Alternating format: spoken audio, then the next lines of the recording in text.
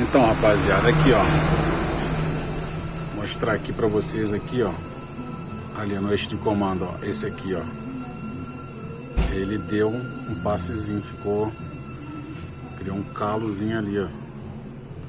Então por isso o meu mecânico ele pediu para que eu trocasse, né? E assim eu vou fazer, aguardando chegar as peças para estar trocando. Valeu, galera. Então apareceu um barulho aí, confere primeiro, né? Passando o scanner. O scanner tava dando que era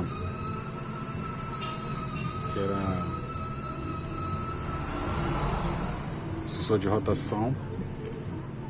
E aí, como não passou o scanner e não saía, abriu-se o motor. Pensei também que fosse corrente de comando, mas não era. E era isso. Mas beleza.